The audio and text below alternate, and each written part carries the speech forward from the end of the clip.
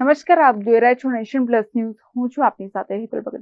જગતજનની માં ઉમિયાના આશીર્વાદથી વિશ્વ ઉમિયા ફાઉન્ડેશન યુવા સંગઠન ટીમ દ્વારા આયોજિત day night cricket tournament Ayyappa ground ખાતે રમાઈ રહી છે.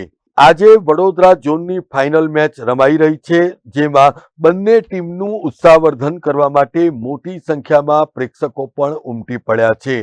અત્રે ઉલ્લેખનીય છે કે ઇન્ટરનેશનલ ક્રિકેટ ટુર્નામેન્ટના નિયમોને આધીન એવી ટેનિસ ક્રિકેટ ટુર્નામેન્ટની વડોદરા ઝોનની ફાઇનલ ક્રિકેટ મેચ ખૂબ જ રસાકસીસભર બની રહી છે. ત્યારે ગ્રાઉન્ડ ઉપર ઉપસ્થિત રહીને મોટી સંખ્યામાં દર્શકોએ પણ ખેલાડીઓનો ઉત્સાહ વધાર્યો છે.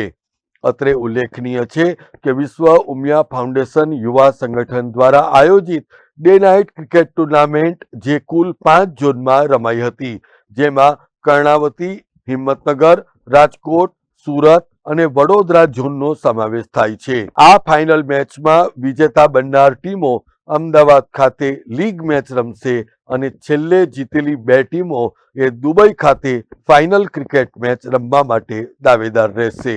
Bureau report, nation plus news, Vadodara. સમાચારોના સતત અપડેટ મેળવવા માટે અમારી નેશન પ્લસ ન્યૂઝની યુટ્યુબ ચેનલને સબસ્ક્રાઇબ કરો, બેલ આઇકન દબાવો અને જોડાયેલા રહો ફેસબુક, ઇન્સ્ટાગ્રામ અને ટ્વિટર પર.